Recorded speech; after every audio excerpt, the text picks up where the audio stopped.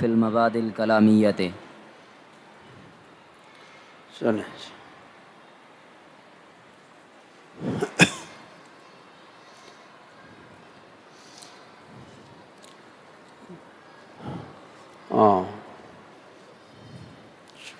بسم اللہ الرحمن الرحیم۔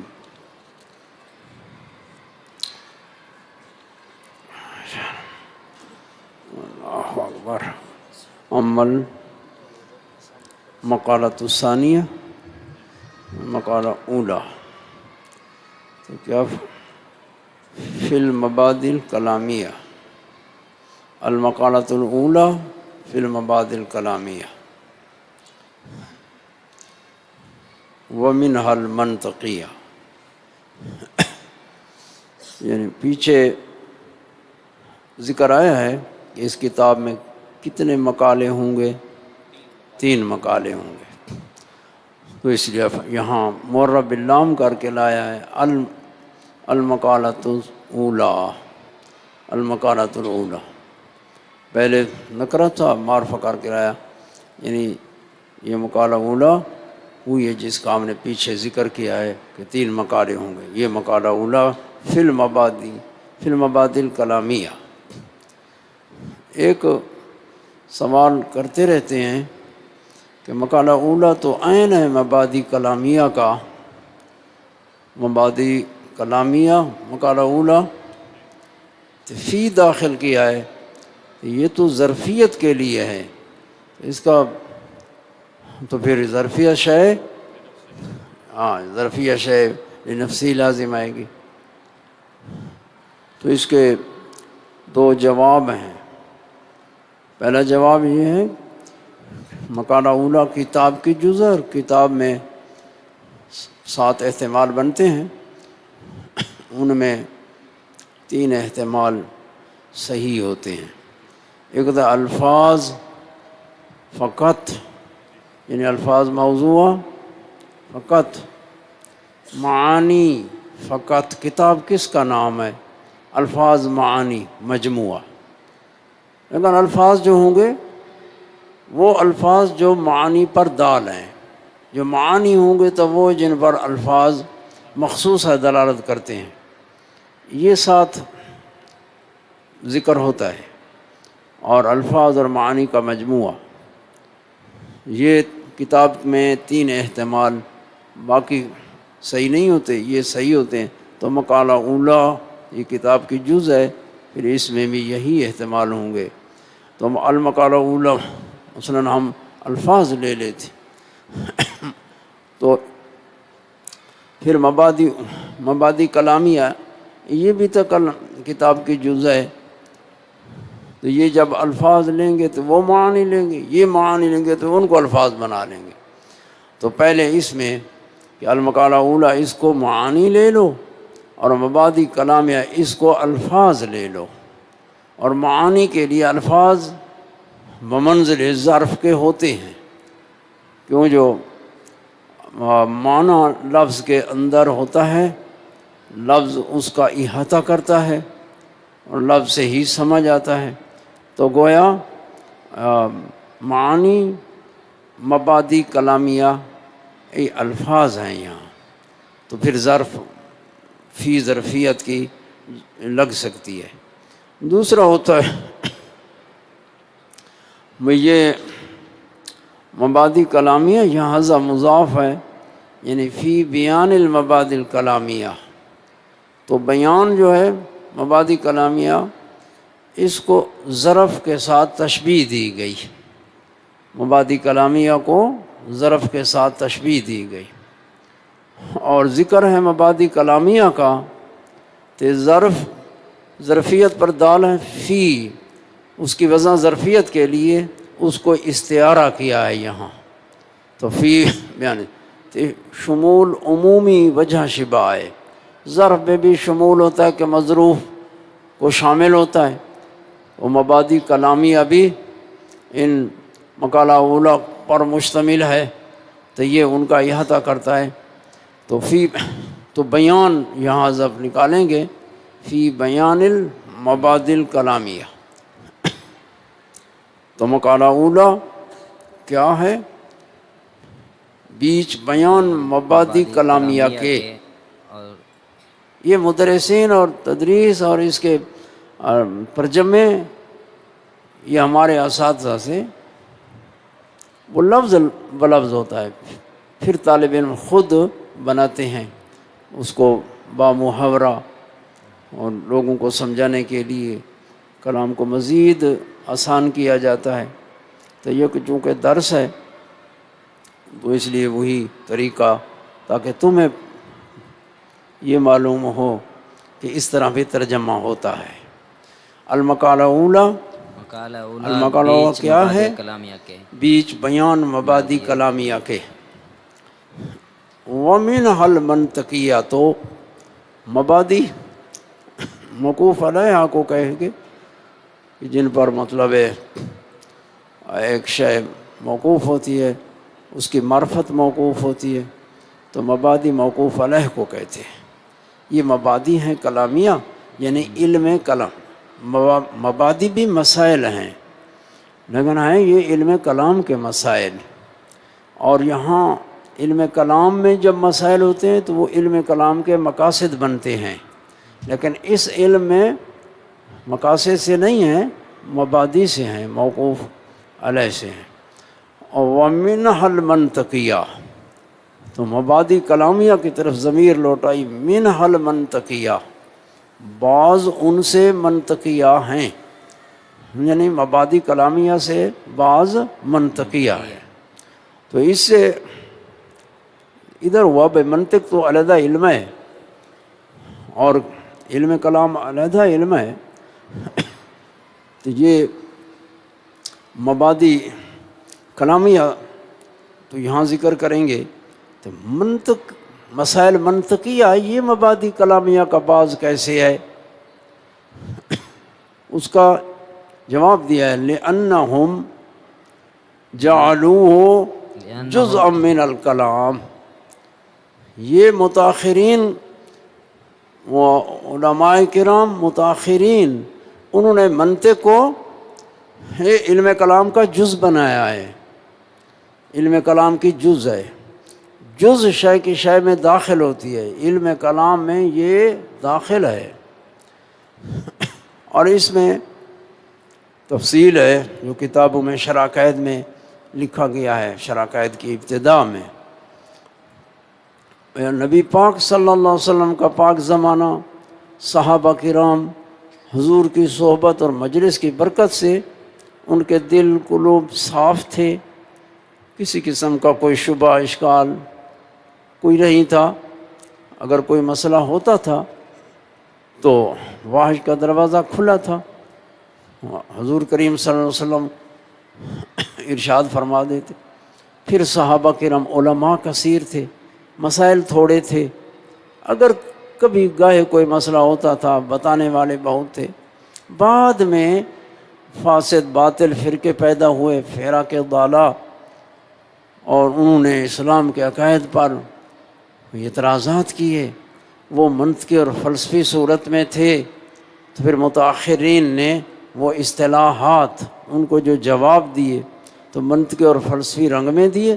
پھر منطق اور فلسفہ کا علم کلام میں دخل آ گیا، اور ایسا دخل آیا کہ بعض جگہوں میں پتہ نہیں چلتا کہ یہ علم کلام کی کتاب ہے یا منطق کی کتاب ہے معقول کی. اس طرح خلط ملط ہوا ہے. تو منطق کو علم کلام کا جز بنا دیا گیا ہے. چلیں ترجمہ کر لیں. اور لِأَنَّهُمْ، بعض ان سے، واسطے ان کے بعض بنایا ہے انہوں نے اس منطق کو جز واسطے کلام کے، جز من الکلام، جز کلام سے. جز کلام سے. اب یہ ہے وقد فرغنا عنها فی السلم والافادات ہے. ہاں بس اب فرماتے ہیں کہ ہم نے اس کو اور کتابوں میں ذکر کیا ہے، جو منطق کی کتابیں ہیں اس کا نام لیا سلم افادات. افادات بھی آپ کی کتاب ہے. سلم یہ معقول کی مضبوط کتاب ہے، اس پر بڑے حواشی لکھے گئے ہیں اور علماء نے اس کو لیا ہے. پڑھا ہے، پڑھایا ہے، حواشی لکھے ہیں، فرماتے ہیں کہ ہم اس سے فارغ ہوئے ہیں، لہذا تمہیں ضرورت پڑے اس میں دیکھو۔ لیکن یہاں جو ضروری ہے، فرمایا جو ضروری ہے، شدید حاجت ہے اس کی طرف، ہم یہاں ذکر کریں گے، وہ کچھ حصہ ہے۔ اور تحقیق فارغ ہو چکے فارغ ہوئے ہم ان سے، سے یعنی مسائل منطقیہ سے، بیچ سلم کے اور افادات کے، اور اب ذکر کریں گے ہم ایک ضروری طرف کو، ایک طرف، ایک حصہ ضروری، کچھ حصہ۔ النظر وهو ترتیب المعقول لتسهيل المجهول واجب لأنه مقدمة الواجب۔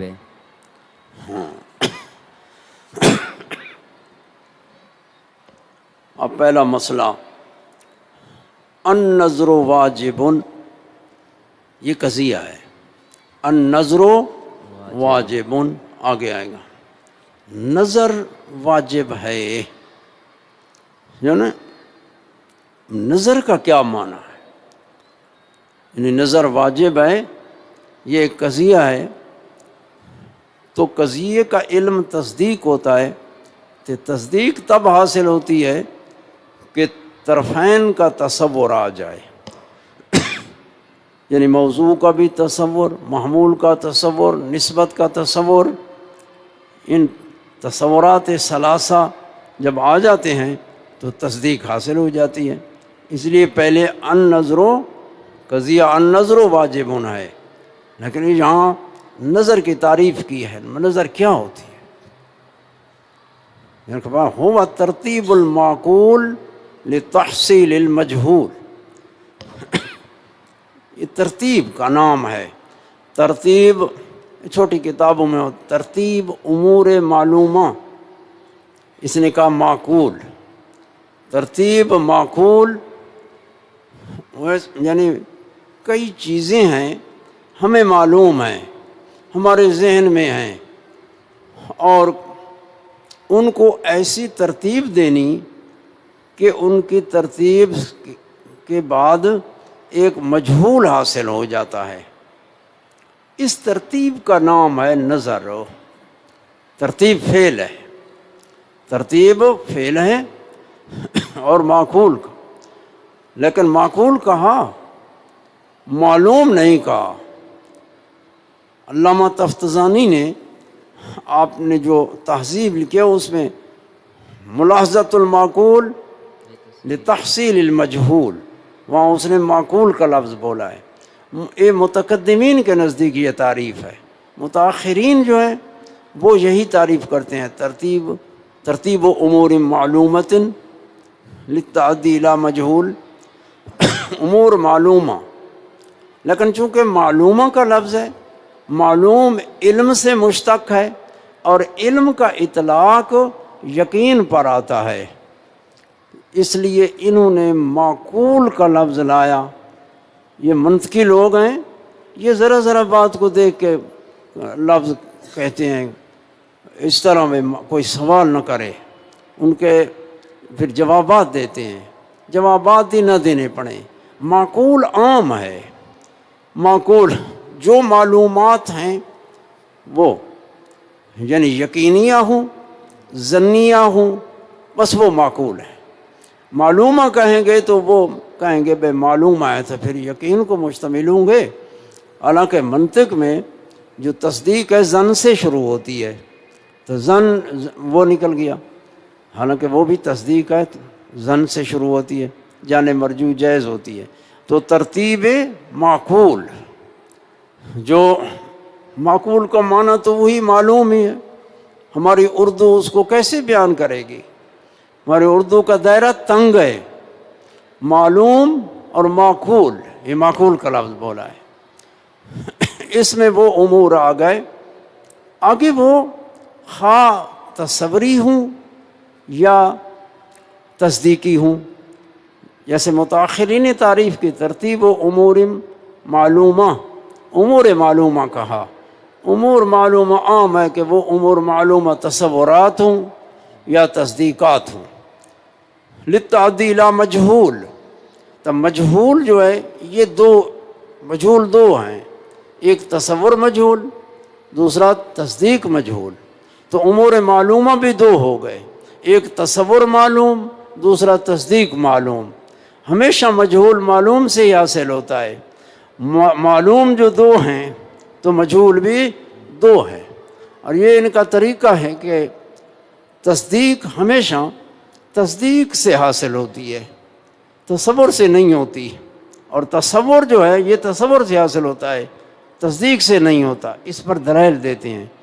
اس لیے منطق میں دو موضوع قرار دیے گئے، ایک قول شارح اور دوسرا حجت۔ تو یہ فرمایا نظر یہ ترتیب معقول تحصیل المجہول، ترتیب معقول تحصیل المجہول، اس کی مثال نہیں دی۔ منطق میں اس کی مثالیں ہوتی ہیں، بھئی ایک شے ہے ہمیں من وجہ وہ معلوم ہے، من وجہ معلوم ہے اور من وجہ مجہول ہے، کیونکہ اگر کسی وجہ سے معلوم نہ ہو تو پھر وہ شے مجہول مطلق ہوگی، اور مجہول مطلق کی طلب محال ہے۔ ہم جس شے کی طلب کرتے ہیں وہ کسی نہ کسی وجہ سے ہمیں پہلے معلوم ہوتی ہے، اب تحصیل حاصل کی نہیں ہوگی جس جہت سے اور وجہ سے ہمیں معلوم ہے اور ہم حاصل کر رہے ہیں، یہ وجہ حاصل نہیں کر رہے اور وجہ حاصل کر رہے ہیں۔ مثلا من وجہ حاصل تھی، وہ ارضیات سے حاصل تھی، ہم نے اس کو حاصل کیا ذاتیات سے۔ پہلے اس کی عرضی حاصل تھی، اب اس کی حقیقت حاصل ہو گئی، کنہا حقیقت جو پہلے حاصل نہ تھی اب حاصل ہوئی۔ تو یہ ترتیب ہے، اور ترتیب فعل ہے نفس ناطقہ کا، اور اس میں زمانہ لگتا ہے، اور اس میں دو حرکتیں ہوں گی، ایک حرکت مطلوب سے مبادی کی طرف جانا پڑتا ہے، پھر دوسری حرکت مبادی سے مطلوب کی طرف، یہ ترتیب ہوتی ہے۔ یعنی ترتیب حرکت ثانی میں آتی ہے، پہلی حرکت میں ترتیب نہیں ہے، تلاش ہے، مناسبات مطلوب کے ڈھونڈے جا رہے ہیں۔ جب مطلوب کے مناسبات مل جاتے ہیں وہ آگے پیچھے ہوتے ہیں۔ ذہن ایسے ہے بہت بڑا ایک خزانہ ہے، بہت بڑا ظرف ہے، اس میں معلومات ایسے ڈھیر لگے پڑے ہیں، کوئی نیچے ہے، کوئی اوپر ہے، کوئی ادھر ہے، کوئی ادھر ہے، اور اس کو ڈھونڈنے کے لیے حرکت ہے، اور حرکت وہ خروج من القوت الی الفعل تدریجاً، یہ حرکت ہے، اور زمانہ مقدار حرکت ہے۔ تو مقدار حرکت ہے تو حرکت جب کرے گا تو مقدار عارض ہوگا، یہی زمانہ ہوتا ہے، تو پھر زمانہ لگے گا۔ یہ ہوتی ہے نظر۔ ایک حدث ہوتا ہے، حدث سین کے ساتھ، حدث۔ حدث میں ایسا ہوتا ہے کہ مطالب سے مبادی کی طرف، تو مبادی سے مطالب کی طرف انتقال ہوتا ہے، اور انتقال دفعی ہوتا ہے۔ یعنی مسئلہ پیش ہوا، فوراً یہ مسئلہ مطلوب ہے، اس کے مبادی دلائل فوراً آ گئے، فوراً ترتیب ہو گئی، فوراً جواب آ گیا۔ یہ ہر بندے کو نہیں ہے حدث، یہ قوت قدسیہ کے مالک جو لوگ ہیں یہ ان کو حاصل ہوتا ہے، جیسے صحابہ کرام تھے، یا ہمارے اولیاء کرام ہیں، وہ علماء ہیں، حضرت غوث الاعظم رضی اللہ تعالیٰ عنہ ہیں۔ آپ ایک مسئلہ ہوا تھا، بات آ گئی، برکت کے لیے ذکر ہو جائے۔ مسئلہ ہوا، ایک نے قسم کھائی اور حلف کھایا، بھئی میں ایسی عبادت کروں گا کہ دنیا جان میں جب میں وہ عبادت کر رہا ہوں وہ کوئی نہیں کر رہا ہوگا۔ اب ہانے سونے کا اندیشہ تھا، وقت مقرر، تو مسئلہ پیدا ہو گیا، بھئی وہ کون سی عبادت کرے اس وقت میں جو دنیا جان میں ایسی عبادت کوئی نہ کر رہا ہو۔ نماز پڑھے گا، اب کیسے معلوم ہوگا کہ نماز کوئی نہیں پڑھ رہا اس وقت میں؟ یا درود شریف، کلمہ شریف، ذکر اذکار، کوئی یعنی قرآن مجید کی تلاوت، تو علماء سوچ میں پڑ گئے بھی کیا جواب دیا جائے. تو علماء جواب نہ دے سکے. اللہ جل شانہ اپنے ولیوں کی شان کو ظاہر کرتا ہے لوگوں پر. تو پھر حضور غوث الاعظم کی طرف لوگ چلے گئے. جناب ایسا ہے، جو ہی مسئلہ پیش ہوا آپ نے فرمایا مطاف خالی کیا جائے اور یہ طواف کرے. ایسا سوکھا آسان سا جواب تھا حضور غوث الاعظم نے، لیکن نہ سوچنے کی یہ قوت قدسی ہے، یہ حدث ہے، یہ الہام ہے، یہ ہوتا ہے خاص بندوں کو. لیکن اس طرح نہیں کہ حلوہ کھانے سے، سوئے رہنے سے بس یہ ایسے ہو جاتا ہے. علماء محنت کرتے ہیں، ایک وقت آتا ہے علماء کے اوپر کہ انکشاف پیدا ہوتا ہے تو ان پر بھی الہام حدث ہوتی ہے. لیکن ابتدا میں محنت اور مجاہدہ، تحصیل علم، کہا نا بھائی کال حال کے لیے ہے ضروری، لیکن ساری زندگی کال میں رہنا یہ نقص ہے. تو آگے چلتے ہیں. جو یہ ترتیب ہے، ترتیب ایک امور معلومہ میں، امور معلومہ مادہ ہے، اور ترتیب جو ہے اس سے صورت لگتی ہے، اور ترتیب کے لیے مرتب چاہیے، اور مرتب تو اس میں پھر اس کی غایت ہوتی ہے. تو یہ 4 علل پر مشتمل تعریف ہے، بڑی اچھی تعریف کی گئی ہے. ترتیب امور، ترتیب المعقول لتحصیل المجہول. فرمایا فہو واجب، یہ واجب ہے. اب کوئی ایسا فرقہ ہو جو بھائی کوئی شے واجب نہیں ہے، کوئی شے واجب نہیں بس. تو یہ مقدمہ آیا کہ نظر واجب ہے، اور نظر کا یہ معنی ہے. اب اس پر دلیل دیتا ہے کہ لِأَنَّهُ مقدمۃ الواجب، یہ اللہ جل شانہ کی معرفت، ایمان باللہ و ایمان باحکامہ باخبارہ،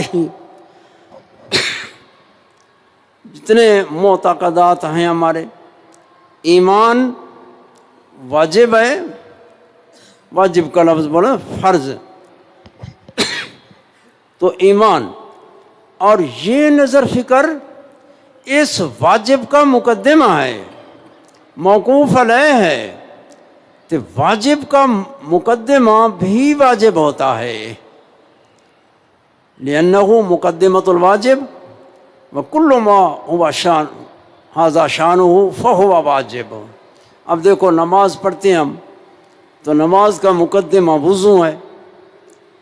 تو ایک وقت آتا ہے کہ وضو کرنا واجب ہو جاتا ہے. نماز کا جو وقت ہے یہ وسعت رکھتا ہے، اس کا اول بھی ہے آخر بھی ہے، فراخی ہے. یہ وقت موسع ہے، یہ واجب بھی موسع ہے.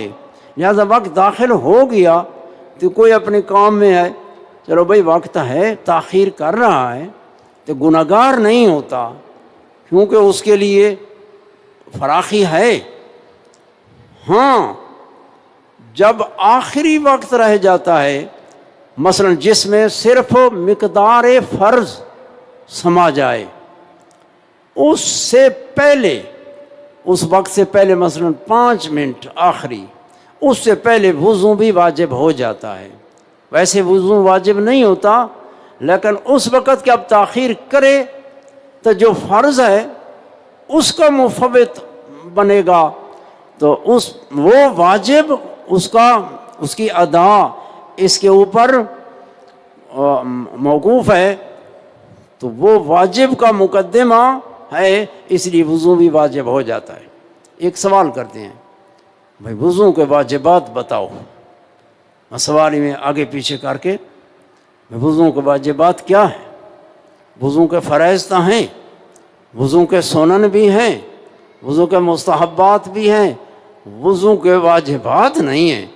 تو اس کا جواب یہ تو ہیر پھیر کر کے سوال ہوتا ہے، سوال اس طرح کرتے ہیں، ایک امتحان جو ہوتا ہے کچھ ابہام طریقہ، تو اس کا جواب یہ تھا بھائی وضو کے واجبات نہیں ہیں، ہاں وضو خود واجب ہو جاتا ہے، خود واجب اس وقت۔ تو یہ آ گیا کہ نظر واجب ہے۔ اب اللہ موجود، یہ قضیہ ہے، یہ عقیدہ ہے، محمد الرسول اللہ یہ عقیدہ ہے، یہ قضیہ ہے، اللہ موجود، اس پر دلیل اللہ جل شانہ نے قرآن مجید میں اپنی ہستی کے دلائل بیان فرمائے اور اس کا طریق بیان کیا ہے۔ ان فی خلق السماوات والارض واختلاف اللیل والنہار لآیات لأولی الالباب۔ پھر لو کان فیہما آلہۃ الا اللہ لفسدتا، یہ ہمیں طریق پہ تم نظر کرو میرے آیات میں، انظر الی آثار رحمت اللہ، تو نظر کر۔ جب بندہ اب نظر نہ کرے تو ایسی جنگل تے صحرا یا کہیں ہو، عقل تو ہے لیکن نظر نہ کرے تو پھر وہ کیا حاصل کر سکے گا؟ نظر واجب ہے، عقل اللہ پاک نے دی ہے، وہ اس عالم میں نظر کرے گا۔ یہ عالم جو پیدا کیا، یہ دیکھو مسجد ہے، مسجد شریف، اس کا ہر نقش زبان حال سے کہہ رہا ہے کہ میرا بنانے والا ہے۔ جب بندہ اس کو دیکھتا ہے تو یہ دیکھنے سے ہی یہ نظر ہے، اس کے نقش و نگار، اس کی وضع، اس کا ایسا حسین منظر، یہ دیکھنے سے ہمیں دلالت کرتا ہے، ہمیں رہنمائی دیتا ہے کہ اس کا بنانے والا ہے۔ یہ ایسے عدم سے وجود میں نہیں آ گئی، یہ ایسے نہیں آ گئی، اس کا بنانے والا ہے۔ اور یہ اس کے نقش و نگار دلالت کر رہے ہیں کہ وہ بنانے والا بڑا عالم ہے، اس کو علم ہے کہ اس طرح بنانا ہے، اور بنانے سے پہلے علم ہے، کیونکہ اگر بنانے سے پہلے علم نہ ہو کیسے بنائے گا؟ وہ حج ہے، وہ حج تھا، میت سے کوئی شے پیدا نہیں ہوتی، وہ قادر بھی تھا کہ عاجز سے کوئی شے بنتی نہیں ہے۔ یہ سارے جب ہم مکان کو دیکھتے ہیں، اس کے ارد گرد گھومتے ہیں، اندر دیکھتے ہیں، محسوس مکان ہے، تو ہماری یہ نظر، یہ حس جب انتہا کو پہنچ جاتی ہے محسوس دیکھنے سے، اس کے بعد عقل کی ابتدا ہوتی ہے۔ عقل کہتا ہے اس کا بنانے والا ہے، وہ حج ہے، وہ علم والی ذات، علم رکھتا ہے، وہ قدرت رکھتا ہے، وہ ارادے پر بھی، کیونکہ کوئی کام بندہ کرتا ہے تو اس کام کا ارادہ کرتا ہے، ارادے کے بعد وہ کام قدرت کا تعلق ہوتا ہے، اس کی قدرت کا۔ یہ ساری چیزیں آ گئیں۔ اللہ پاک نے فرمایا کہ تم اس منظم نظام کو دیکھو، یہ منظم نظام ہے۔ تو فرمایا اگر اللہ کے سوا لو کان فیہما، اس زمین و آسمان میں متعدد خدا ہوتے، لفسدتا، تو یہ کب سے یہ زمین و آسمان تباہ و برباد ہو گیا ہوتا۔ لیکن یہ منظم نظام، حسین نظام، احسن طریقے سے اور بڑے پختہ طریقے سے، ایسا منظم تے مستحکم نظام ہے کہ عقل جب دیکھتی ہے تو عقل کہتی ہے اس سے احسن نظام نہیں ہو سکتا۔ یہ اپنے حسن میں انتہا کو پہنچا ہوا ہے، اس کے نقش و نگار اور اس کا وضع اور اس کی یہ حسین نظام دلالت کر رہا ہے کہ اس کا پیدا کرنے والا کوئی ذات ہے، یہ ویسے عدم سے وجود میں نہیں آ گیا، ساری وہی تقریر چلتی ہے۔ تو یہ نظر ہے، اور اس کو کہا گیا نظر واجب ہے، کیونکہ یہ نظر واجب کا مقدمہ ہے۔ واجب ہے ایمان باللہ، ایمان باللہ واجب ہے، تو پھر نظر بھی واجب ہو گئی۔ جو بندہ اللہ تعالیٰ کی نشانیوں میں نظر فکر کرے، جیسے اللہ تعالیٰ نے قرآن مجید میں یہ آیات نازل فرمائی، ان فی خلق السماوات والارض واختلاف اللیل والنہار لآیات لأولی الالباب، یہ آیات ہیں میرے زمین کی خلق میں، آسمانوں کی پیدائش میں، خلق السماوات والارض، زمین لیل اور نہار کے اختلاف میں، دن ہے تو پھر رات آ جاتی ہے، پھر رات سے پھر دن آ جاتا ہے، ایسا منظم نظام حسین، اور اس میں حکمتوں سے پر ہے، اس میں نظر کرو۔ فرمایا لآیات لأولی الالباب، اس میں اولی الالباب کے لیے نشانیاں رکھی گئی ہے۔ اولی الالباب اصحاب عقل، اور عقل بھی وہ خالص عقل، وہم کے امیزے سے پاک، لب خالص عقل، عقل ہوتی ہوئی ہے جو خالص ہو، وہم کے امیزے۔ جب عقل کو خالی کرتا ہے بندہ، اپنے اندر جھاتی لگاتا ہے، اللہ وفی انفسکم افلا تبصرون، وفی انفسکم افلا تبصرون، تمہارے اندر، اللہ فرماتا ہے تمہارے اندر میری نشانیاں موجود ہیں، ذرا بصیرت کی نگاہ سے تو دیکھو۔ تو یہ آ گیا پہلا مقدمہ، النظر واجب، کوئی جھکائے نظر واجب نہیں تو تم اس کو دلائل سے سمجھاؤ گے، تو یہ دلیل آ گئی۔ چلیں جی۔ اور نظر وہ ترتیب دینا ہے معقول کو واسطے حاصل کرنے مجہول کے، واجب ہے کیونکہ یہ نظر مقدمہ ہے واجب کا۔ واجب کا ایک بات ہوتی ہے، ایک بندے نے سوال کیا، اس نے کہا یہ مقدمہ، جو مقدمہ واجب کا واجب ہوتا ہے، زکوٰۃ واجب ہے، اس کا مقدمہ ہے مال، تو پھر مال اکٹھا کرنا واجب ہے؟ اس نے سوال کیا، اس کا مطلب مال اکٹھا کرو، تو اس نے نہیں سمجھا ہوا۔ یہ واجب مطلق کی بات ہے، وہ واجب مقید ہے کہ پہلے مال ہوتا ہے تب واجب آتا ہے، یہاں واجب مطلق کی بات ہے۔ اس لیے ہمارے شارحین جو ہیں وہ ادا کا لفظ نکالتے ہیں، ادا، یہاں یعنی حذف مضاف ہے، لأنہ مقدمۃ اداء الواجب، یہ ادائے واجب کا مقدمہ ہے، اور ادائے واجب قطعی جیسے ایمان اور معتقدات سارے اللہ جل شانہ۔ چلیں جی آگے۔ البسیط لا یکون قاسما لأنہ لا یقبل العمل ولا مقتسما لأن العارض لا یفید الکنہ۔ اب تو پیچھے آگے نظر کی تعریف، ترتیب المعقول، یہ تو ترتیب کا لفظ ہے، ترتیب کا لفظ بیان کر رہا ہے۔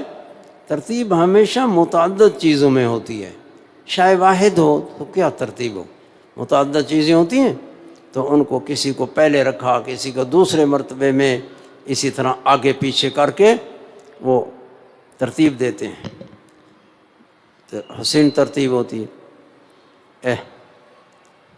اس لیے چونکہ نظر ہے ترتیب میں ہوتے ہیں امور متعدد، تو فرمایا والبسیط لا یکون قاسبا، بسیط وہ جو شے واحد ہے، بسیط ہے، اس میں تعدد نہیں ہے، تو بسیط لا یکون قاسبا، قاسب کہتے ہیں دلیل کو جس سے بندہ کوئی نتیجہ حاصل کرتا ہے، یہ بھی نہیں، ولا مقتصبا، تو بسیط نتیجہ بھی نہیں ہوتا، نہ یعنی نتیجہ وہ مقتصب ہو گیا مطلوب، وہ بھی بسیط اور یہ تو فرمایا نہ بسیط کاسب ہے تو نہ بسیط مکتسب ہو سکتا ہے۔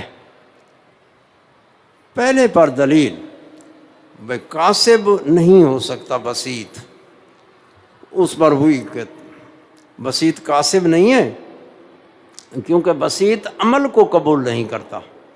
عمل سے مراد وہی ترتیب ہے، ترتیب نفس ناطقہ کا فعل ہے، ترتیب میں تعدد ہے، بسیط عمل کو قبول نہیں کرتا، یعنی عمل ترتیب کو قبول نہیں کرتا، اور بسیط نہیں ہوتا کاسب، نہیں ہوتا کاسب کیونکہ نہیں قبول کرتا عمل کو۔ یہ جو عمل ہوتا ہے تو یہ حرکت ثانی ہوتی ہے، تو اس سے مطلب ہے پہلے مبادی آ جاتے ہیں پھر حرکت ثانی ہوتی۔ تو میں اس کی مثال تو بہرحال بیچ آ جائیں گی باتیں انشاءاللہ، تو اس کی مثال بھی ہے۔ تو ترتیب تو قاسم میں چونکہ بسیط ہے، بسیط میں ترتیب نہیں ہوتی، یہ اس عمل کو قبول نہیں کرتا، اس لیے یہ قاسم نہیں بنتا۔ اب مکتسب بھی نہیں بنتا۔ اب مکتسب کیوں نہیں بنتا؟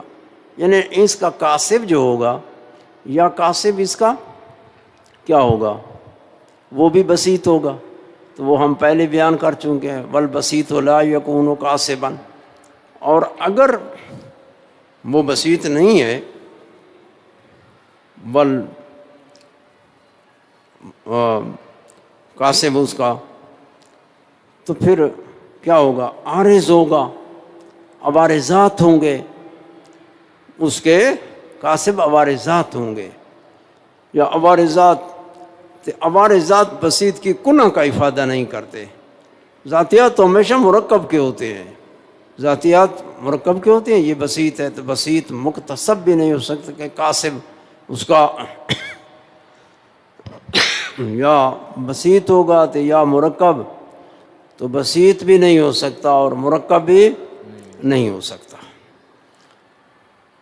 اور بسیط نہیں ہوگا مکتسب واسطے اس کے کہ عارض ہے، عارض نہیں افادہ کرتا کنہ کا، عارض کنہ کا افادہ نہیں کرتا۔ یہاں مطلب کنہ مراد حقیقت ہے۔ ویسے تعریفیں جو آتی ہیں تو بسیط یعنی بسیط نہ کاسب ہے تے نہ مکتسب ہے۔ کاسب پھر معرف بھی کاسب ہوتا ہے اور دلیل بھی کاسب ہوتی ہے، اور جو معرف ہوگا معرف یہ مکتسب بنے گا، اور ادھر جو نتیجہ آتا ہے وہ دلیل کا مکتسب ہوتا ہے۔ تو بہرحال نہ کاسب بن سکتا ہے بسیط، نہ مکتسب بن سکتا ہے بسیط۔ چلو جی، الماہیۃ المطلقۃ موجودۃ والا لکان لکل قطرۃ من الماء حقیقۃ علی حدۃ۔ یہ مسائل چونکہ منطقیہ ہیں، کچھ فلسفیہ بھی بیچ، یہاں سے ایک فلسفی مسئلہ بیان کرتے ہیں، الطبیعۃ المطلقہ۔ تو یہ طبیعت مطلقہ، ہمارا مذہب متکلمین کا مذہب بھئی جو اجسام ہیں، اجسام یہ اجزاء لا تتجزا سے مرکب ہیں، یعنی اجزاء لا تتجزا چھوٹے چھوٹے اجزاء ہیں، ہے نا، چھوٹے چھوٹے اجزاء۔ پھر وہ جسم کے لیے کتنے، یہ فلسفے میں بحث ہے، جسم میں کتنے قول ہو جاتے ہیں۔ جسم میں 8 قول ہو جاتے ہیں، 7-8 اقوال ہیں جسم کے اندر فلاسفہ کے۔ تو وہ کہتے ہیں چھوٹے چھوٹے اجزاء ہیں، ایسے چھوٹے کہ آگے تقسیم کو قبول نہیں کرتے، بالکل آخر میں ذرہ جو بچتا ہے وہ آگے تقسیم کو قبول پھر اس میں بڑی تعمیم ہوتی ہے، نہ وہ کہیں گے نہ تقسیم حصی اعلیٰ قاطعہ سے کہ اس جز کو کوئی اعلی قطع کرے، اس کے 2 حصے کرے، یا کاسرہ ہو کہ اس کے اوپر ماریں اور اس کے 2 حصے ہو جائیں، چھوٹا سا ذرا، نہ وہمی کہ وہم میں یہ ہوتا ہے کہ وہ حص میں وہ چھوٹا ذرا ہوگا، پھر وہم نہ اعلیٰ قاطعہ اس کی تقسیم کر سکتا ہے نہ کاسرہ، ہاں وہم کرے گا وہ اشارے سے، یہ جانب اور یہ جانب، اور وہم بھی اس کی تقسیم نہیں کر سکتا۔ پھر جب وہم سے شے نکلتی ہے تو عقل میں چلی جاتی ہے، تو وہ کہیں گے عقلی تقسیم کو قبول بھی نہیں کرتا۔ مثلا عقلی تقسیم میں جو اجزاء نکلتے ہیں وہ کلی ہوتے ہیں، حصی تقسیم میں جو اجزاء نکلیں گے وہ جزئی ہوتے ہیں، اعلیٰ کاسرہ اعلیٰ قاطعہ سے جو نکلیں گے وہ بھی اجزاء جزئیہ محسوسہ ہوں گے خارج میں، لیکن عقلی میں کلیات اور حصے میں افراد اس کے موہومہ وہمی وہ اجزاء کلی نہیں ہوتے۔ یہ بعض فلسفے کے اندر ہے، اور یہ ضروری ہے۔ کیوں ضروری ہے؟ تاکہ تم اپنے مذہب کو، اپنے عقائد کو سمجھو، اپنے دلائل کو سمجھو، اور باطل فرقے ان کے اعتراضات کتابوں میں لکھے ہوئے، جب دیکھیں کہ بھئی یہ تو بیچارے اب فلسفے سے عاری ہو گئے ہیں، بس اٹھاؤ وہی اعتراض ان اوپر، کبھی کبھی اخباروں میں چھپتے بھی ہیں، ہاں تو بات پڑھنے والا بیچارہ سمجھ نہیں سکے گا، تردد پیدا ہوگا، اگر قائل نہیں ہوگا تو شک شبہ اس کو پڑے گا۔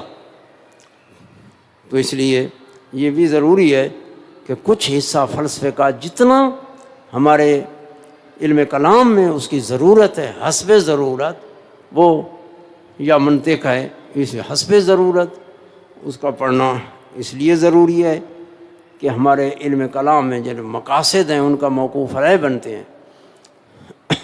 اب طبیعت مطلقہ، طبیعت کے ساتھ مطلقہ کی قید لگائی ہے، ادھر تھوڑی جی تمہید بیان کر لوں، میرے لیے ذرا مشکل ہے۔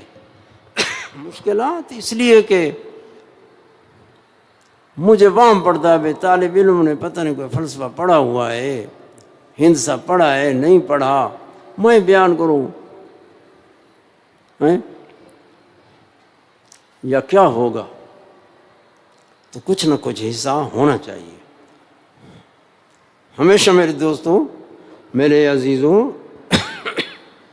ہمارے علماء انہوں نے زندگیاں لگائی ہیں تو ایسے نہیں لگائیں، علم حاصل کیا ہے، پھر انہوں نے تصنیفیں بھی کی ہیں۔ تصنیف تو علم بولتا ہے، علم کہتے ہیں نا علم بولتا ہے، آج والے کہتے ہیں نا علم نہیں بولتا پیسہ بولتا ہے،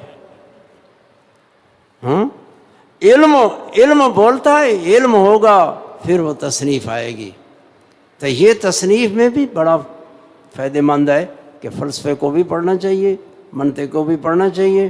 میں نہیں کہتا کہ سارے زندگی یہ پڑھو، تمہارے مقاصد ہیں وہ مقاصد ہیں، علم کلام مقاصد سے ہے، علم حدیث علم تفسیر مقاصد سے ہے، یہ مقاصد ہیں ہمارے علم فقہ، فقاہت، یہ روحانی علوم، تصوف، یہ لیکن ان کا پڑھنا اس لیے ہے کہ یہ مقدمہ بنتے ہیں مسائل کو سمجھنے کے لیے۔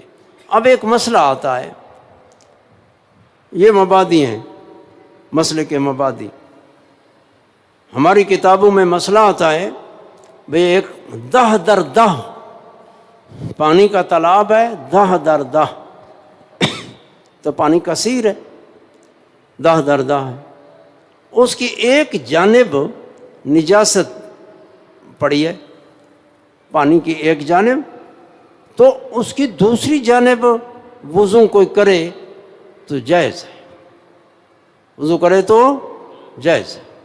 اب یہ مسئلہ بتاؤ کہ یہ کس پر مبنی ہے؟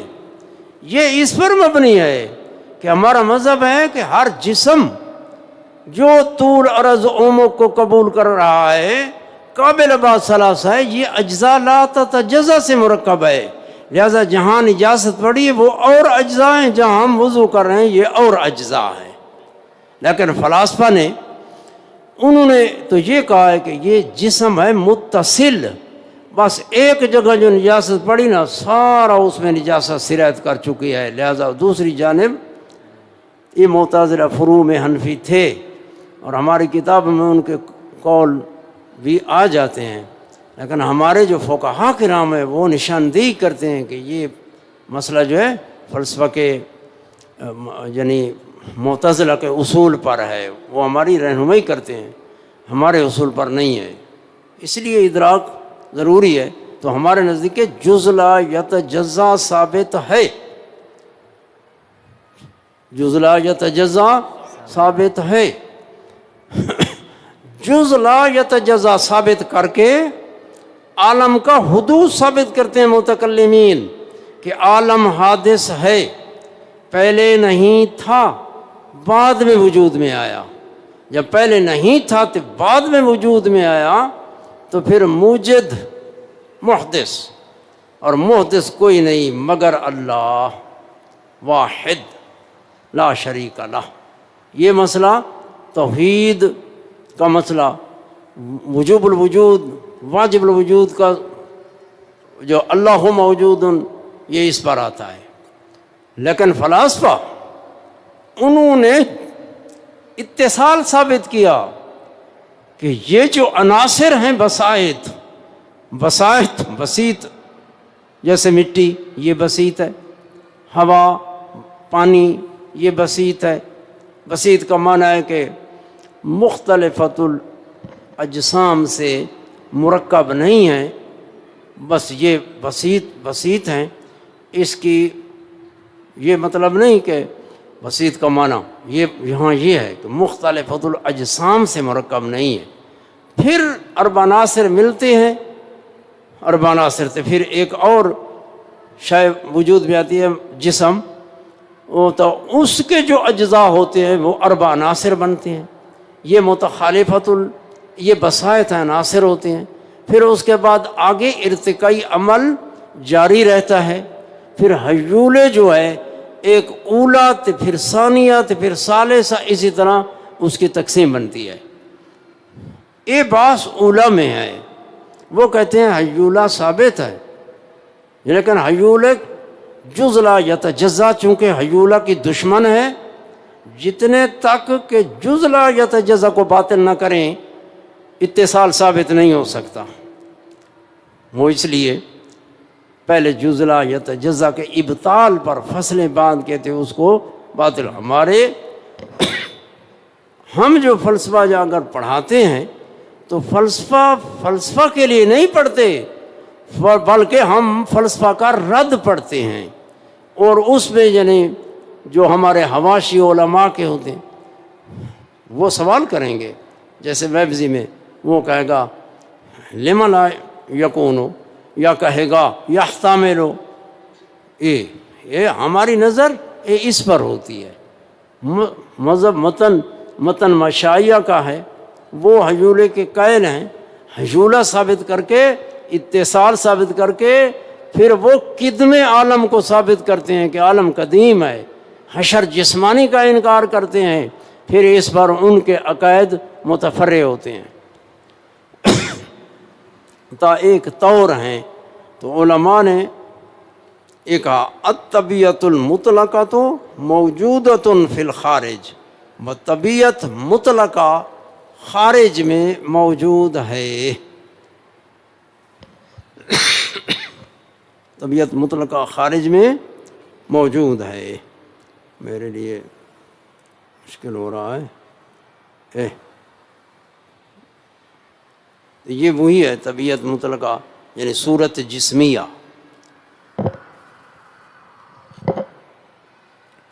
ایک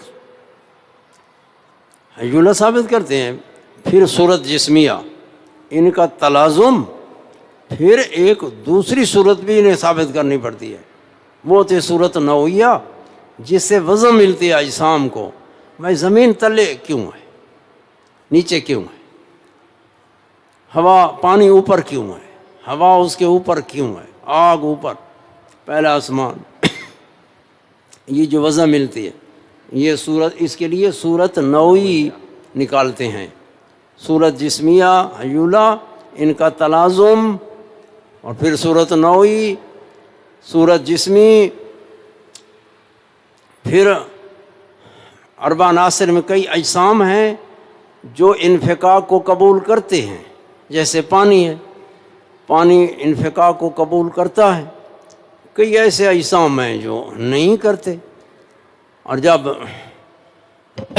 وہ اجسام لیتے ہیں جو انفکاک کو قبول کرتے ہیں دلیل اس میں چلاتے ہیں، یہ حیولہ ثابت کرتے ہیں. پھر ان پر سوال ہوتا ہے کہ یہ تو حیولہ ثابت ہوا، یہ اربع عناصر کا ثابت ہوا، اربع عناصر کا حیولہ، تو فلکیات کا حیولہ تو ثابت نہ ہوا.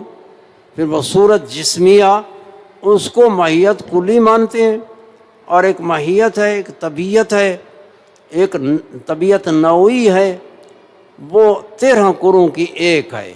اور طبیعت کے جو تقاضے ہوتے ہیں وہ بدلتے نہیں ہیں افراد میں، لہٰذا یہ اسی کے افراد سے ہیں. تو یہاں جو ثابت ہو گیا یہ تلازم ثابت ہو گیا، لہذا فلکیات میں بھی صورت جسمی کو ثابت مانتے ہیں. پھر صورت نوعی اور ترتیب اور وضع، پہلا آسمان دوسرا آسمان، اسی طرح وضع جو ہے صورت نوعی سے مانتے ہیں. جب صورت نوعی ہٹ جاتی ہے یہ جسم کی حفاظت کرتی ہے. مثلا پانی ہے تو اس کو پانی والی صورت لگی ہوئی ہے، اس کے اپنے آثار ہیں، وہ اس کے اپنا ایک مکان حیز ہے. جب اس کو وہ صورت ہٹ جائے پھر وہ پانی پانی نہیں رہتا. لیکن وہ کہتے ہیں پانی فنا تو نہیں ہو گیا، وہ کہتے ہیں اصل اس پانی میں حیولہ ہے اور صورت جسمیہ ہے. صورت نوعی ہٹ گئی ہے، وہ باقی ہے، اس کو اور نوعی لگ گئی ہے. وہ اور نوعی صورت کیا ہے؟ ہوائیہ ہے، ہوا کی صورت لگ گئی ہے. تو اس طرح وہ اسی کو کہہ رہے ہیں طبیعت مطلقہ صورت جسمی کو. اس کے موجود فی الخارج، ہمارے مانتے ہیں بھئی ایک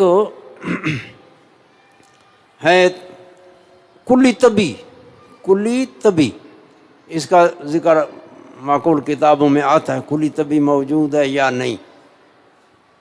تو ماہیت مطلقہ یہ ایک ماہیت ہے جو ایک مرتبے میں ہے. وہ مراتب 3 ہیں، اس 3 مراتب سے ایک مرتبہ ہے لا بشرط شے، اور لا بشرط شے کے مرتبے میں وہ کہیں گے یہ طبیعت مطلقہ یہ موجود ہے فی الخارج، خارج میں موجود ہے اس مرتبے میں. اب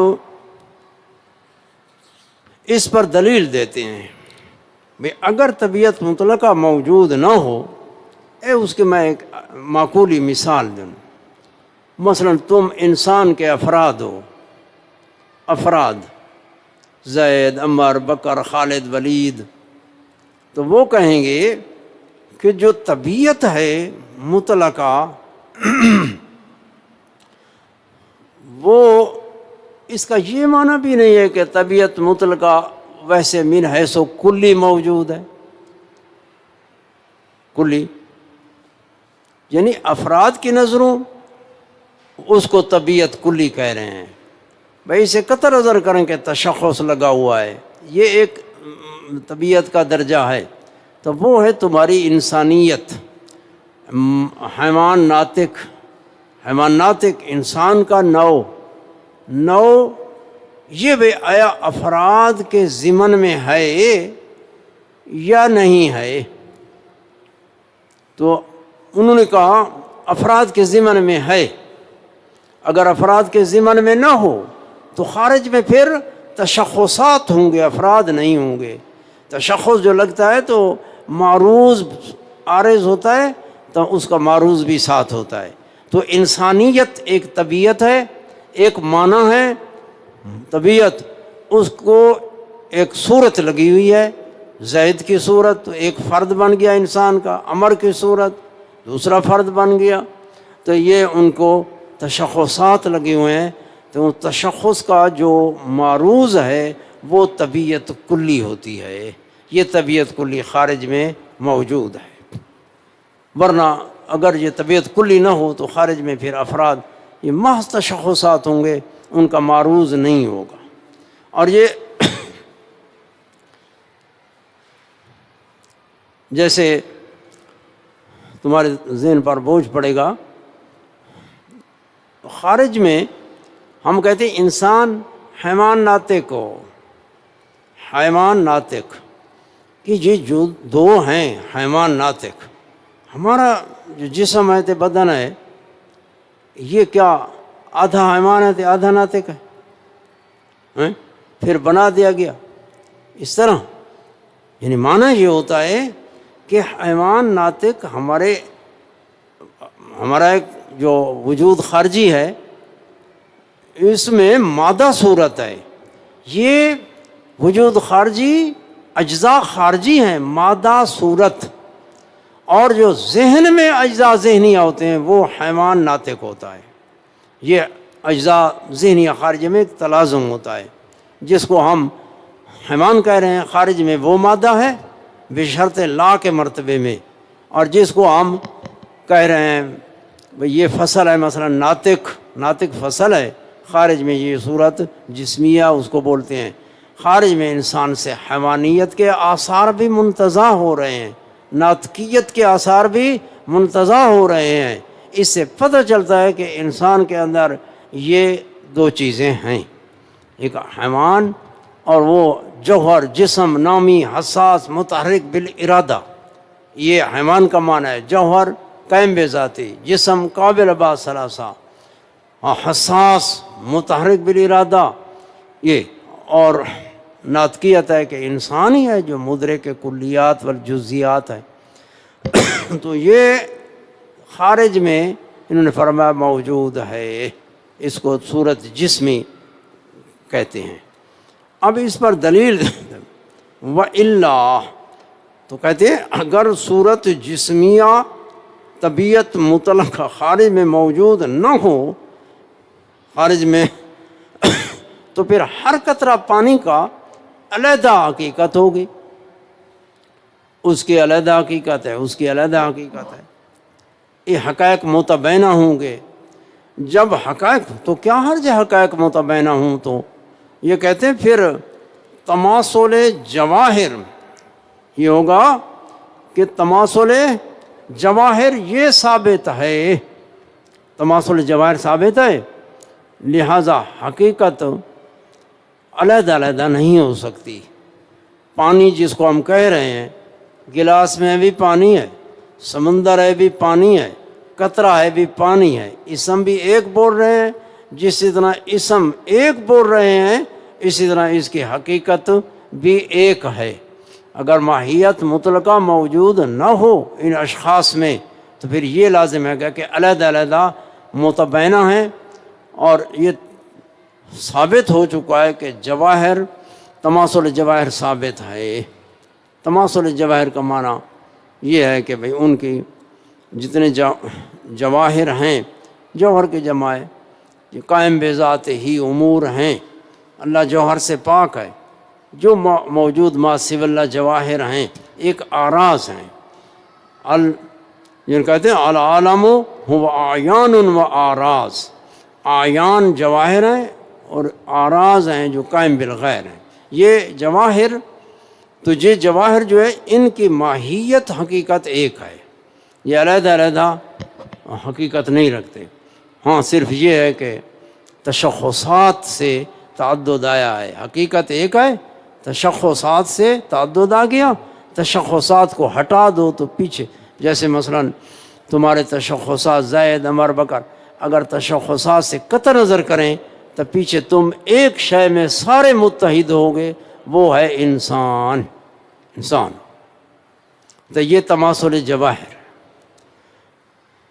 چلو جی، وَإِلَّا البتہ ہوگا واسطے ہر قطرے کے پانی سے حقیقت علیحدہ طور پر، اور تاکہ تالی باطل ہے. یہ کہتے تالی باطل ہے کیونکہ تالی کے بطلان پر دلیل تحقیق ثابت ہوا ہے تماثل جواہر. تماثل جواہر کا معنی یہ کہ جواہرات جتنے ہیں یہ سارے حقیقت میں متحد ہیں.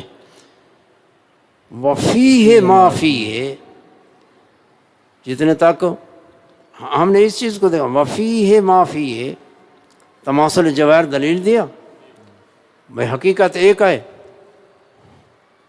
ورنہ حقیقت علیحدہ علیحدہ ہوگی، جز لا یتجزا ثابت ہو جائے گی. تو تماثل جواہر ثابت ہے.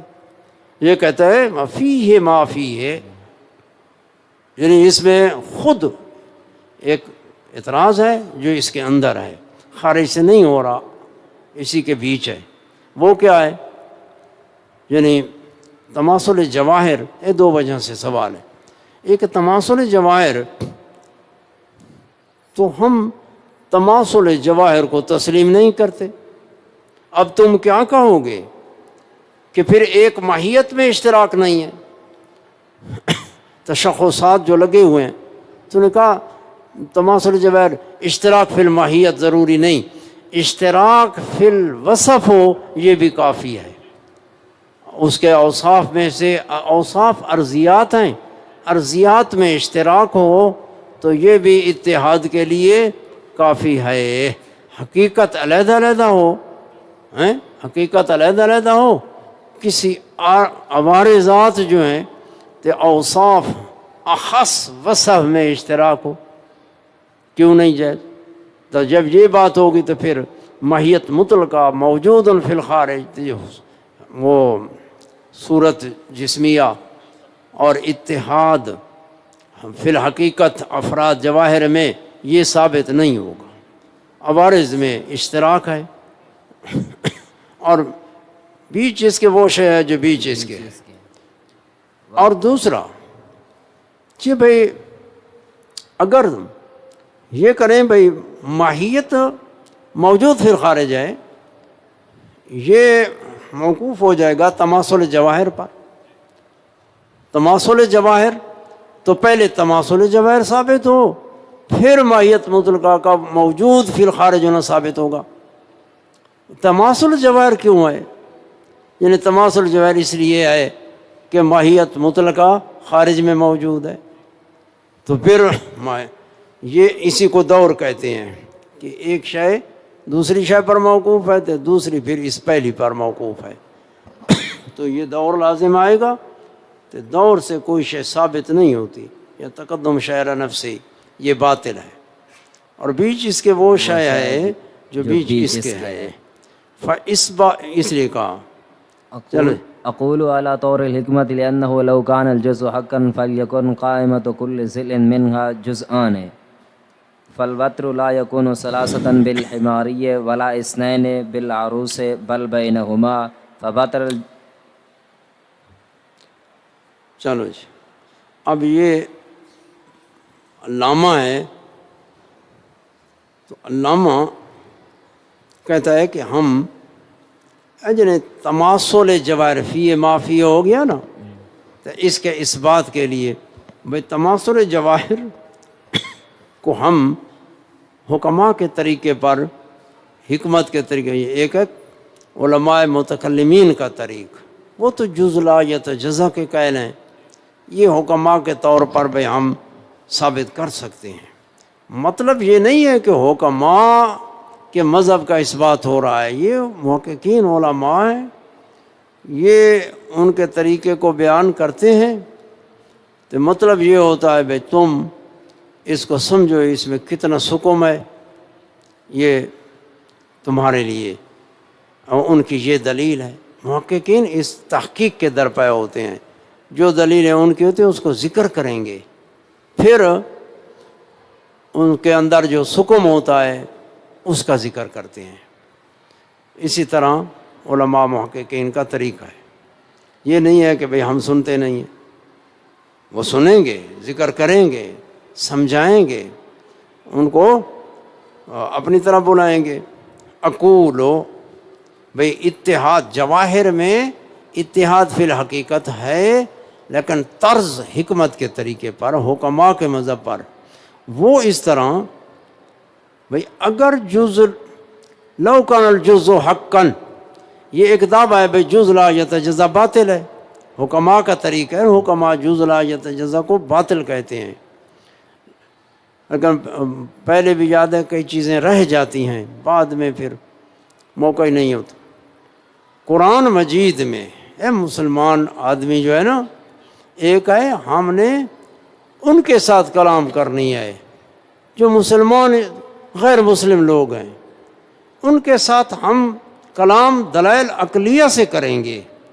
مسلمان آدمی تو وہ دلائل نقلیہ سے بھی، عقلیہ بھی ہوں گی، دلائل نقلیہ بھی ہوں گی۔ قرآن مجید میں اللہ جل شانہ نے ارشاد فرمایا ہے وَمَزَّقْنَاهُمْ كُلَّ مُمَزَّقٍ، ہم نے ان کو یعنی کیا کر دیا، تمزیق کی، ایک شے کو توڑ دینا اور بکھیر دینا اور ذرہ ذرہ کر دینا، تو فرمایا کل ممزق۔ اب اگر جز لا یتجزا باطلوں پہ آگے بھی تقسیم ہوتی ہے، انتہا کو نہیں پہنچتی، تو کل ممزق پھر اللہ تعالیٰ نے فرمایا ہے، تو کل ممزق تب ہے کہ آخری انتہا تک وہ جز پہنچ چکے کہ آگے تمزیق نہیں ہوتی۔ اس قرآن مجید کی آیت سے جز لا یتجزا کا اس بات ہوتا ہے، تو یہ ہمیں یاد رکھنا چاہیے۔ اب اگر کہہ رہے ہیں بے ایٹم یا سائنس والے، تو وہ لوگ اچھا جانتے ہوں گے، اگر وہ کہتے ہیں کہ تقسیم کو قبول کرتا جا رہا ہے تو پھر اس مقام تک ابھی تک نہیں پہنچے جس مقام کی متکلمین نے پہلے خبر دے چکے ہیں کہ جز لا یتجزا حق ہے، ثابت ہے۔ اب یہ قاعدہ ہوتا ہے کہ دلیل قائم کرنی ہو تو مدعا کی نقیض نکال کر اس کو مقدم بناتے ہیں۔ مدعا کی نقیض، ان کا مطلب ہے جز لا یتجزا باطل ہے، اب اس کی نقیض ہے کہ اگر حق ہو، ثابت ہو، تو اس کو مقدم بنایا لو کان الجزء حقا، اگر جز حق ہو، حکماء کا طرز ہے، اس کے طریقے پر ہے، لو کان الجزء حقا، تو کہتے ہیں ہم 3 جزیں لیتے ہیں، ذہن نشین کرنا، 3 جزیں ہوں گی تو 3 جزوں سے مثلث بن جائے گی، 3 جزوں سے جی میں 3 انڈے جو رکھے تو مثلث بن گئی، تو 3 جزیں تو مثلث بن گئی۔ اب مثلث کے ضلع ہیں، 3 ضلع، 3 ضلع، اب 3 ضلعوں میں جزیں کتنی پڑی ہوں گی؟ یعنی ایک ضلع میں 2 جزیں، دوسرے میں 2، تیسرے میں بھی 2، لیکن یہ 2 تب ہوں گی، مقدار 3 ہے، ایک مشترک ہوگی، ایک ان میں مشترک ہوگی۔ اب یہ مثلث ہے، اس میں 3 جزیں جب آئیں تو 3 ضلع نکلیں گے، جب 3 ضلع نکلیں گے تو مثلث بن گئی، اور اوکلیدس میں ایک شکل آتی ہے، اس کا نام ہے شکل ہماری۔ شکل ہماری کا ایک دعویٰ ہے، شکل ہماری کا دعویٰ یہ ہے کہ مثلث متساوی الاضلاع، ان میں یعنی کوئی 2 ضلع ہم لے لیں تیسرے سے اطول ہوں گے، اس کے کوئی 2 ضلع تیسرے سے اطول، تو تیسرا جو ہوگا وہ اکثر ہوگا، متعین نہیں کر دے، یہ لیں، یہ لیں، یہ لیں، مقابل 2 خطوں کو جو بند کرے گا وہ وتر ہوتا ہے۔ اب شکل ہماری کا یہ دعویٰ ہے، یہ جگہ مسجد ہے، وہاں کہاں جائیں؟ تو شکل ہماری کا دعویٰ تو ایک شرعی علوم سے ہی اس کا بیچ ذکر آ گیا، جیسے تفسیروں میں کئی اشعار آ جاتے ہیں جاہلیت کے عجیب عجیب، تو مقصد وہ نہیں ہوتا۔ تو یہ معنی ہے کہ یہ دعویٰ ہے۔ اب مقدار تو بنے گی دو ضلعوں میں، بھئی یہ دو جز ہیں تو پھر دوسرے ضلع میں دو، لیکن مقدار 3 اجزاء ہوں گے۔ اب اگر اس کا جو وتر ہے اس کی مقدار 3 ہو، وہ 3 ہو، تو پھر تساوی مساوات لازم آئے گی، شکل ہماری کا خلاف لازم آئے گا۔ شکل ہماری کہتی ہے کہ کوئی دو ضلع ہوں تو ان کا مجموعہ تیسرے پر اطول ہوتے ہیں، تیسرا اکثر ہوگا، لہٰذا تیسرا جو وتر ہے وہ 3 سے کم ہوگا، 3 سے کم ہوگا۔ دو ضلعوں کا جو مقدار ہے نا تو 3 جز ہیں، تو ایک جز تو مشترک ہے، یہ تو ایک کم ہوگا 3 سے کم۔ اب اس کے بعد ایک اور شکل ہے، وہ ہے شکل عروسی۔ یہ شکل عروسی ہے، اس طرح شکل بنتی ہے، یہ بڑی مشکل ہے، لمبی چوڑی ہے، 47ویں مقالہ اولا کی 47ویں، کل اس میں 48 ہیں۔ تو یہ اس کا ایک دعویٰ ہے، یہ دعویٰ ہے کہ بھائی جو شکل عروسی ہے تو اس میں مثلث ہوگی قائم زاویہ مثلث۔ تو اس کا دعویٰ ہے کہ اس کے جو 2 ضلع ہیں تو ایک وتر ہوگا، وتر جو 2 خطوں کو بند کرتا ہے، اس کی مقدار کا اور اس کی مقدار کا کیا کرو، مربع نکالو، تو وتر کا مربع 2 ضلعوں کے مربع کے برابر ہوگا۔ اب یہاں 2 ضلعوں کا مربع تم بناؤ، ایک تو مشترک ہے، ایک ضلع میں 2 2 نے 4،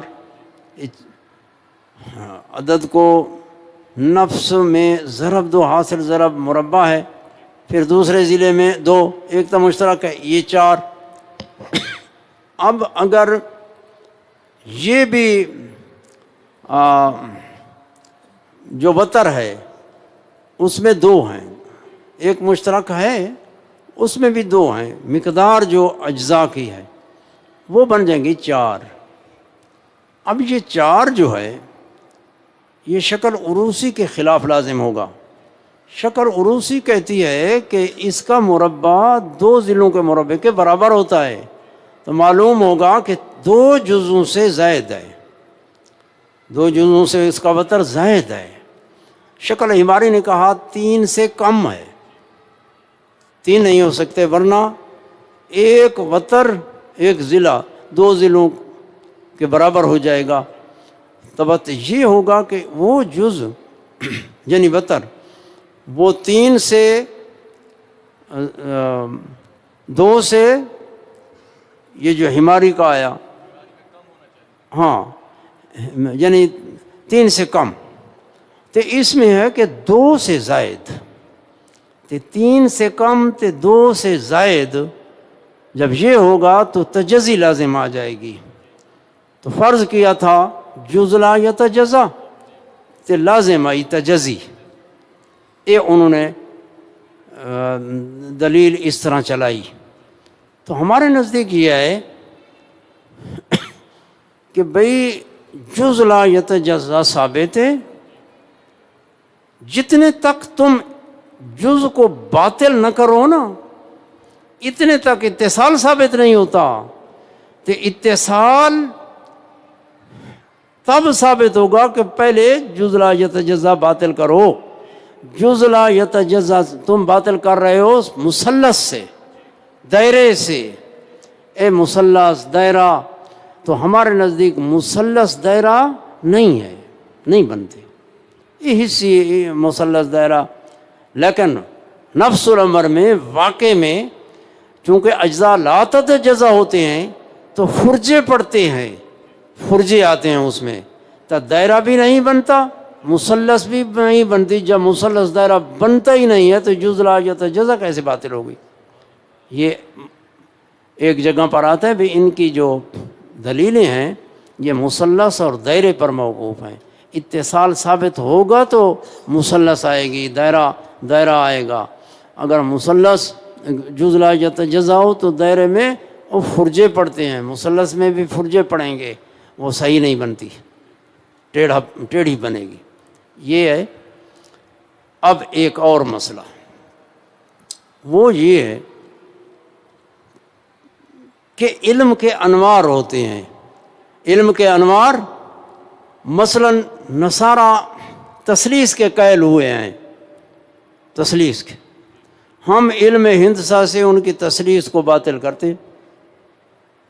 بھئی اگر 3 الہہ ہوں تو مثلث بنے گی، مثلث بنے گی۔ تو شکل ہماری کہتی ہے جو 2 ضلع ہوتے ہیں تیسرے سے اطول ہوتے ہیں، مثلث بن گئی ہے۔ تو اب جو بھی 2 لوگ ہیں، تیسرا جو بھی لوگ ہیں، یہ اطول تے اعظم ہوں گے تو وہ اکثر تے انکس ہوگا، تو جو انکس ہو وہ تو الہ نہیں ہو سکتا،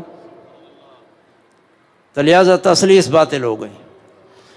اب ایک سوال ہوتا ہے، بھئی تثلیث تو تم نے باطل کر لی، اثنینیت کیسے باطل ہوگی؟ علم ہندسہ کے نور سے باطل کرو، یعنی ایک علم ہندسہ کا مسئلہ ہے کہ 2 خط ہوں متوازی، 2 خط متوازی ہوں تو لا الہ نہایا چلے جائیں، کبھی تقاطع نہیں کریں گے، جیسے ریل کی پٹڑی جا رہی ہے، متوازی ہیں، کبھی تقاطع نہیں کریں گے۔ اللہ جل شانہ محیط ہے، ہر شے کو محیط ہے۔ یہ جو 2 تم نے بنائے، ہم نے اس کے 2 خط بنائیں گے، لیکن یہ محیط نہیں ہے۔ یہ اس طرح علم کے انوار ہوتے ہیں، اور اس سے مزید آگے پیدا ہوتے ہیں۔ تو یہ نہ سمجھو کہ علم جو ہے بس بھائی کیا فائدہ، یہ انجینئرنگ بھی ہے، ہماری تعمیراتی کام بھی اسی سے ہو رہے ہیں۔ یہ علم ہندسہ، اس میں اس کا پڑھنا بھی مقدمات میں ضروری ہے۔ اتنے تک ترجمہ کر لیں، اللہ سمجھ عطا فرمائے۔ کہتا ہوں میں اوپر طرز طریقے حکمت کے، کیونکہ اگر ہو جز حق پس چاہیے کہ قائمہ ہر ضلع کا اس سے 2 جزیں ہیں، پس وتر نہیں ہوگا، 3 جزیں نہیں ہوگا۔ جب 3 نہیں ہو سکتا تو 4 تبتری کے اولا، 7 ہماری کے، یہ شکل ہماری، اور نہ 2 بھی 7 عروض کے، بل بینہما، بلکہ ان دونوں کے درمیان ہے، بل بینہما ہے جی، بل کے درمیان ان 2 کے، یعنی 2 اور 3 کے درمیان۔ اب دیکھو 2 اور 3 تو ان کے درمیان تو بس جز کی تجزی ہوگی، جز منقسم، پس باطل ہو گئے جز، اور ثابت ہو گیا اتصال، پس لازم ہے اتحاد فی الحقیقت، جواہر کا تماثل جواہر۔ اب ایک سوال تھا، بھئی ہمارے پاس ہے دودھ، ہم نے اس میں پانی ملا دیا، جب پانی ملا دیا اتحاد نہیں ہوگی، اتحاد ہوگی، حالانکہ ایک پانی ہے تو دوسرا تو دودھ ہے، تو اتحاد فی الحقیقت نہیں ہو گیا، ایک پانی ہے تو دوسرا، ہاں اس لیے کہتے ہیں بھئی دودھ میں پانی ملایا تو متباینان ہیں تو یکجان ہو گئے ہیں۔ اس کا جواب دیا ہے متباینان لا یتصلان، ان میں اتصال نہیں ہوتا۔ یہ تماس ہے، تماس، اس میں تماس ہو گیا ہے نا، اس کو تماس بولیں گے، یہ اتحاد نہیں ہے، اتصال نہیں ہے. چلیں جی، کیونکہ متباینین نہیں متصل ہوتے بلکہ متماس ہوتے ہیں. یہ پانی اور دودھ والی بات ہے، یہ متصل نہیں ہے، متباینین ہے، ان میں اتصال فی الحقیقت نہیں ہے. پانی کی حقیقت اور دودھ کی اور یہ تماس کر رہے ہیں، جیسا کہ حوالہ دیتا ہے. کیونکہ مسئلہ حکمت کا تھا، طور حکمت سے بیان کیا کہ جیسا کہا ابن سینا نے. آگے کہتا ہے ففہم، پس تو اس میں فہم کر. تو ان کا یہ طرز ہے، تو اس کو توڑ کہ کیسا ہے. اب آگے کہتے ہیں ان ھذا ثانع عزیز، یہ یعنی تقریر جو میں نے حماری اور عروسی سے جزرا یا تجزا کا بطلان کیا ہے، طور تام حکماء کا ہے، لیکن تقریر میری اپنی ہے، یعنی اس میں نے ایجاد کی ہے اور بنائی ہے، تو اس میں غور کر. یہ ہوتے ہیں طالب علموں کو مطلب ہے بھئی اس میں غور کرنے کا، فکر کرنے کا وہ ترغیب دیتے ہیں. مطلب یہ نہیں ہوتا کہ یہ کوئی جزلہ یا تجزا کے قائل نہیں ہے. محب اللہ بہاری صاحب ہیں، ہمارے اساتذہ سے ہیں، یا سنت جماعت سے ہیں. تو یہ بات میں نے بیان کی، جزلہ یا تجزا ثابت ہے، اور جنہوں نے باطل کیا ہے تو یہ بطلان تب ہوگا، بطلان کا بنا مثلث دائرے پر. مثلث دائرہ ہمارے نزدیک ثابت نہیں ہے. یہ جو ہوتا ہے تو یہ حصی چیزیں ہوتی ہیں، حقیقی نہیں ہوتی، حصہ نہ ہوتا ہے. چلیں جی، اتنے تک یہ مسئلہ آ گیا. بس اتنا ہی کھڑا ہو جا، جو ہو جائے گا بہتر ہے، اللہ برکت عطا فرمائے گا.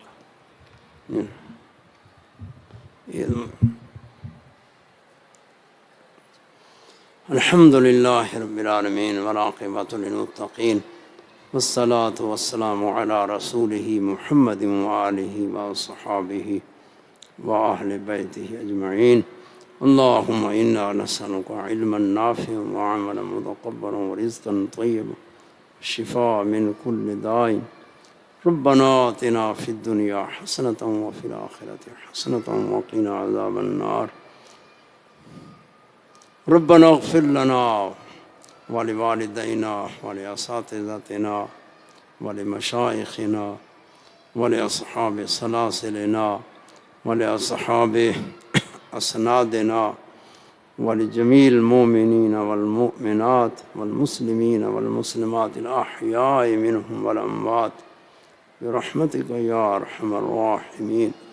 صلى الله تعالى على خير خلقه محمد وآله وأصحابه أجمعين برحمتك يا أرحم